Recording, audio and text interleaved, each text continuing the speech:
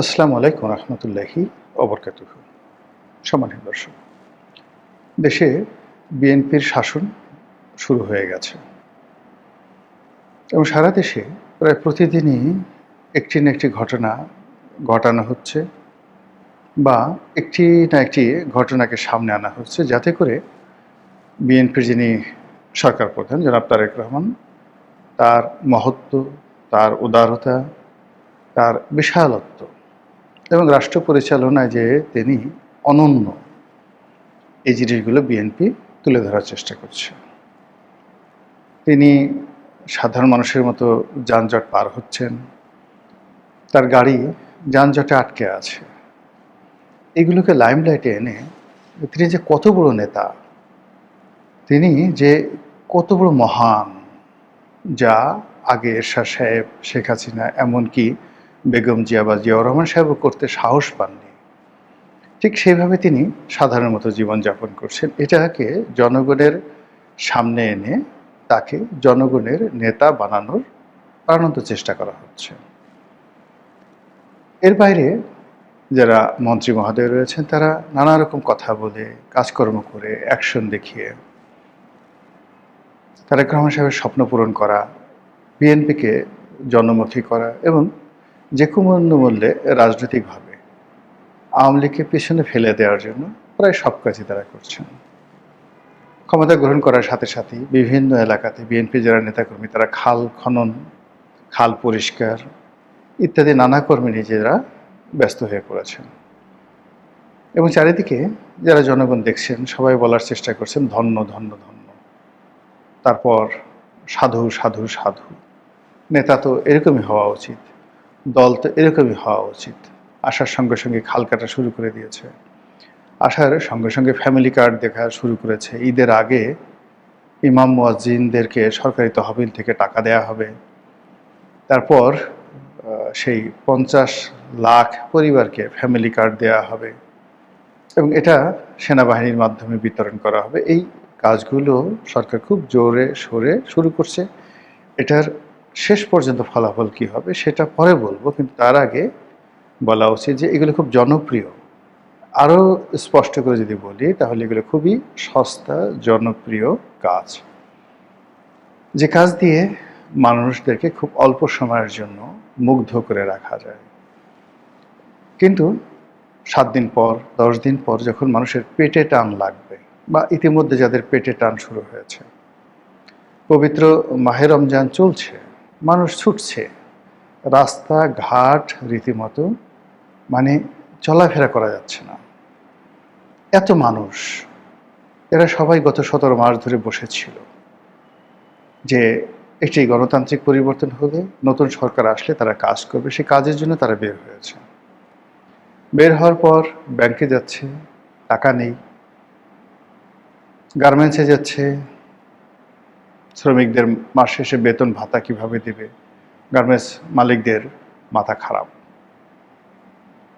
আমার একজন পরিচিত গার্মেন্টস মালিক, গত 8-10 বছরে বেশ সফল ব্যবসায়ী। তো ভদ্রলোকে সেদিন একসাথে নামাজ পড়লাম, দেখলাম যে খুব ক্লান্ত বিধ্বস্ত অবস্থায় আসছে, ইফতার গাড়িতে বসে করেছে। সে বলল যে এরকম একটা ব্যাংক, নাম বললাম না, বললো যে একটা ব্যাংকে তার বেশ কিছু টাকা ছিল, এখন সেই ব্যাংকের অবস্থা ভালো না, ফলে প্রায় 4-5 কোটি টাকার মতো সেখানে তার আটকা পড়ে আছে। এখন ঈদের সামনে তিনি বেতন কিভাবে দিবেন, ভাতা কিভাবে দিবেন, এই টেনশনে তিনি মরে যাচ্ছেন। এর কারণ হলো ওই ব্যাংকে তার তো মানে এলসি করা ছিল, এক্সপোর্ট করেছে, এক্সপোর্টের টাকা ডলার হিসেবে তার ব্যাংকে জমা হয়েছে, আর সেই ডলার বাংলাদেশ ব্যাংক রেখে দিয়ে বাংলাদেশ ব্যাংক সেই ব্যাংককে ঠিকই টাকা দিয়ে দিয়েছে, কিন্তু সেই ব্যাংক এখন গ্রাহকের চাহিদা মেটাতে পারছে না। এরকম আমি একটা ঘটনা দেখলাম যে এই রোজার মাস তার জন্য হারাম হয়ে গেছে। ঠিকমতো নামাজ পড়তে পারছেন না, মসজিদে যেতে পারছেন না, এমনকি সেহেরি ইফতারও করতে পারছেন না। তো যার জন্য রাজনীতির ময়দানে যতই ম্যাজিক দেখানো হোক না কেন, কিন্তু যারা ভুক্তভোগী, যারা সাধারণ আমজনতা, তারা তো চাল, ডাল, আটা, ময়দা এগুলোর কথা চিন্তা করছে। যারা চাকরিজীবী, মাস শেষে বেতনের কথা চিন্তা করছে। আর যারা অর্থনীতিবিদ তারা চিন্তা করছে যে প্রতিদিন টাকার মান কত করে কমল। শেখ হাসিনা যে টাকা রেখে গেছেন, ১০০ টাকা রেখে গেছেন, ইউনূস যখন চলে গেছেন তখন সেই ১০০ টাকার মূল্য হয়ে গেছে ৫৪ টাকা, ৪৬ টাকা নেই। টাকার অবদমন হয়েছে। এখন তারেক রহমান সাহেবকে যদি আবার টাকা ছাপিয়ে তার সরকার চালাতে হয়, টাকা ছাপিয়ে খাল কাটতে হয়, টাকা ছাপিয়ে ফ্যামিলি কার্ড দিতে হয়, তাহলে এই যে এখন শেখ হাসিনার জমানার ১০০ টাকা যেটার মূল্য এখন ৫৪ টাকা আছে সরকারি হিসাবে, সেটার মূল্য হয়তো হয়ে যাবে আরও অর্ধেক, অর্থাৎ ৫৪-র অর্ধেক, ২৭ টাকা। যে মুদ্রাস্ফীতির কারণে একটা সময় জার্মানিতে প্রথম মহাযুদ্ধ হয়েছিল, এই মুদ্রাস্ফীতির কারণে দ্বিতীয় মহাযুদ্ধ হয়েছিল, এই মুদ্রাস্ফীতির কারণে আমেরিকাতে গ্রেট ডিপ্রেশন হয়েছিল ১৯২৭ থেকে ১৯৩৩ সাল অবধি, ৫ বছর। ইরানে কিংবা অনেক দেশে যখন এরকম মুদ্রাস্ফীতি হয়, ইউরোপের অনেক দেশে না তো হয়েছেই, আফ্রিকার কয়েকটি দেশে আছে যেখানে ১ কেজি আলু দাঁড়িপাল্লার একদিকে রেখে অন্যদিকে ১ কেজি টাকা গুনে দিতে হয়। এরকম ঘটনা ঘটেছে, টাকার এতটা অবমূল্যায়ন। তো বাংলাদেশ সেদিকে যাবে কি যাবে না সেটা নিয়ে আলোচনা করব না। যে আলোচনা করব যে রাজনীতিতে যা কিছু করা হচ্ছে এগুলো মূলত লিপস্টিক ডেভেলপমেন্ট। লিপস্টিক লাগিয়ে যেভাবে ঠোঁটকে লাল বানিয়ে দেওয়া হয়, কসমেটিক সার্জারি করে যেভাবে মানুষকে সুন্দর বানানো হয়, ঠিক এইভাবে একটা দেশ ১৫ দিন চালাতে পারবেন, ১ মাস চালাতে পারবেন, কিন্তু এরপরে আর চালাতে পারবেন না যদি রাজনীতির শূন্যতা থাকে এবং যদি অর্থনীতি ভালো না থাকে। আমাদের দেশে রাজনীতির শূন্যতা আছে, অর্থনীতির মহা সর্বনাশ ঘটে গেছে। এটা নিয়ে বিশদ আলোচনা। এর ফলে কি হচ্ছে, যত কিছুই হোক না কেন, কোনো অবস্থাতেই নায়ককে নায়ক বানানো যাচ্ছে না, ভিলেনকেও ভিলেন বানানো যাচ্ছে না।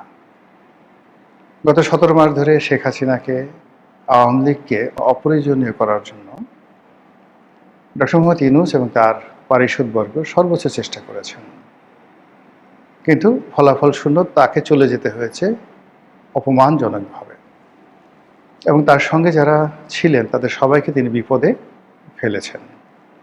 তার উপদেষ্টা, তার কিংস পার্টির কুশীলব, এমনকি তার উপর নির্ভর করে জামাত ক্ষমতা আসার যে স্বপ্ন দেখেছিল এবং যে হুম্বিতম্বি করেছিল, এটি এখন রীতিমতো জামাতের জন্য বুমেরাং হয়ে পড়েছে। আমি গত ১৭ মাস ধরে বলে আসছি যে বিএনপি ছলে বলে কৌশলে ক্ষমতা আসার চেষ্টা করছে, এবং ক্ষমতা আসার পর তারা জামাতকে এমন ডলা দিবে, বাস ডলা, যে ডলা পর জামাতের লোকজন বলবে যে আওয়ামী লীগের জমানাতে খুব ভালো ছিলাম, এবং ঘটনা সেই দিকে যাচ্ছে। চারিদিকে জামাতের নিস্তব্ধতা। নাসিরউদ্দিন পাটোয়ারির বড় বড় কত কথাবার্তাগুলো এখন নেই। সে হেসে হেসে বলছে যে এখন তো আমি সালাউদ্দিন সাহেবকে কিছু বলতে পারবো না, সালাউদ্দিন সাহেব স্বরাষ্ট্রমন্ত্রী হয়ে গেছেন, এখন কিছু বললে আমাকে গ্রেপ্তার করবে। না রে বাবা, পারলে এখন সাহস দেখাও, এখন কক্সবাজার গিয়ে সালাউদ্দিনকে গালাগাল করো, এখন পারলে মির্জা আব্বাসের বাসায় গিয়ে ভুকা দাও, তাকে গিয়ে চাঁদাবাজ বলো, কি খবর চাঁদাবাজ, কেমন আছো, এখন গিয়ে বলো না, দেখি কেমন পারো। এবং এখন বলতে পারলে সত্যিকার অর্থে সাহস বোঝা যাবে। এখন সাদিক কায়েম ডাকসুর যে সহসভাপতি, ভিপি, শিবির নেতা, এখন যদি আপনার সাহস থাকে বা তোমার সাহস থাকে, ছোট ভাই এজন্য তুমি করে বললাম, এখন থেকে বলো যে তারেক রহমানকে একটা লাথি দিতে চাও তো, যে একটা লাথি দিয়ে শেখ হাসিনাকে তাড়িয়ে দিয়েছি, তারেক রহমান সাহেব যদি এই কাজ করে তাকেও লাথি দিয়ে বাংলাদেশের থেকে তাড়িয়ে দেবো, একটু বলো তো বাবা, দেখি কেমন পারো। তারে বলার দরকার নাই, ধানমন্ডির যে এমপি কিংবা ঢাকা বিশ্ববিদ্যালয়ের যে এলাকার এমপি মির্জা আব্বাস বা রবিউল আছেন, এদের দুজনকে একটু গালি দেন তো, দেখি কত বড় সাহস আছে, বুকের পাটা আছে। তো এই জিনিসগুলো হয় কি, আমাদের দেশে পরিবেশ পরিস্থিতি অনুযায়ী সবাই বড় বড় কথা বলে, আর যখনই শক্ত কোনো কিছু আসে সঙ্গে সঙ্গে আব্বা আব্বা বলে। তো রাজনীতিতে এই যে যা কিছু চলছে, আবার এখন যারা বিএনপির লোকজন গত এই ইনুস জামানাতে যারা মিউ মিউ করতেন, তারপর শেখ হাসিনার জামানাতে যারা চিউ চিউ করতেন, এখন তারা হালুম, ওরে বাবা রে বাবা, রয়্যাল বেঙ্গল টাইগার হয়ে গেছেন। তো যা হোক, যা কিছু হোক না কেন, প্রকৃতির একটা অমোঘ নিয়ম রয়েছে। প্রকৃতি শূন্যতা পছন্দ করে না। বাংলাদেশের রাজনীতিতে যে শূন্যতা চলছে, এই শূন্যতা আওয়ামী লীগ জমানাতে আওয়ামী লীগ সৃষ্টি করেছিল বিএনপি এবং জামাতকে দূরে রেখে। কিন্তু বিএনপি এবং জামাতকে দমন পীড়নের উপর রেখেছিল, নিষিদ্ধ করা হয়নি। কিন্তু এখন যেটি হয়েছে, জামাত যেহেতু সরকারি দলে গেছে এবং গত 17 মাসে তাদের কর্মকাণ্ড নিয়ে তারা চিন্তিত, এই জন্য জামাত একেবারে চুপ হয়ে গেছে। আর অন্যদিকে আওয়ামী লীগ না থাকার কারণে পুরো মাঠ নীরব নিস্তব্ধ, এবং এটি বিএনপির জন্য, বিএনপির ভারসাম্যের জন্য রীতিমতো সংকট হয়ে দেখা দিয়েছে। আর এটাকে আওয়ামী লীগ নিরাপদ দূরত্ব থেকে চমৎকারভাবে কাজে লাগানোর জন্য চেষ্টা করছে। তারা দেশের ভিতরে এবং দেশের বাইরে নতুন করে সংগঠিত হচ্ছে এবং তানহাই অবস্থায় নিজেদের ভুলভ্রান্তি তারা অনুধাবন করার চেষ্টা করছে। গত এক সপ্তাহ ধরে আওয়ামী লীগের বিভিন্ন পর্যায়ের যারা লোকজন, বড় বড় নেতা, অনেক সঙ্গে আমার কথা হয়েছে। যেহেতু আওয়ামী লীগ করতাম 2009 সনে, যারা আমার সঙ্গী সাথী ছিলেন সংসদে, পার্লামেন্টের আশেপাশে, তারাই পরবর্তীতে আওয়ামী লীগের নীতি নির্ধারণী পর্যায়ে চলে গিয়েছিলেন। এখন তারা সবাই পলাতক। তো ব্যক্তিগত সম্পর্কের কারণে অনেকের সঙ্গে কথা হয়, খোঁজখবর রাখা হয়। তো দেখলাম যে সবাই অনুতপ্ত, তাদের ভুলগুলো তারা বুঝতে পেরেছে, আবার নতুন করে তারা গুছিয়ে উঠতে চাচ্ছে। অনেকে তো একথাও বললেন যে আমরা তারেক রহমান সাহেবকে নিয়ে যে টিটকারি করেছি, তাকে নিয়ে যে বাড়াবাড়ি করেছি, তার ফলে আমাদের এই ঘাড়ের উপর, চোখের উপরে, মুখের উপরে তারেক রহমান সাহেবের যে উন্নতি, আল্লাহ আমাদেরকে এর মাধ্যমে একটা শিক্ষা দিয়েছেন। এইরকম উপলব্ধির পর্যায়ে আওয়ামী লীগের লোকজন চলে গিয়েছে। তো যেটা বলছিলাম যে আওয়ামী লীগ নানাভাবে সংগঠিত হচ্ছে এবং এই বর্তমানে এই সময়টিকে তারা ধরে নিচ্ছে যে তারেক রহমান সাহেবকে অন্তত পক্ষে 2 বছর সময় তারা একটা হানিমুন পিরিয়ড দেবে। আওয়ামী লীগের পক্ষ থেকে সরকার 100% নিরাপদ থাকবে এবং এটা আওয়ামী লীগের পক্ষ থেকে সরকারের যে পর্যায়ে যোগাযোগ রাখা হয় বা হচ্ছে, তাদেরকে এই কথা জানিয়ে দেওয়া হচ্ছে। আওয়ামী লীগ এই সময়টাতে নিজেদের সাংগঠনিক ক্ষমতাকে পাকাপোক্ত করবে, মামলা মোকদ্দমাকে সহনীয় করার চেষ্টা করবে এবং যারা মোটামুটি যাদের আত্মবিশ্বাস প্রবল এবং অন্যায় করেনি কিন্তু মিথ্যা মামলা হয়েছে, এই নেতাগুলো বিদেশ থেকে এসে বাংলাদেশে আত্মসমর্পণ করবে। এইভাবে তারা তাদের যে রাজনীতি, সেই রাজনীতি ঠিক যে আওয়ামী লীগের অতীত ইতিহাস, যে বিভিন্ন পরিবেশ পরিস্থিতি তারা যেভাবে কাজ করেছেন, যেভাবে তারা রুখে দাঁড়িয়েছেন, যেভাবে প্রতিকূল পরিবেশে নিজেদেরকে গড়ে তুলেছেন, ঠিক সেই জিনিসটি আবার নতুন করে তারা শুরু করতে চাচ্ছে।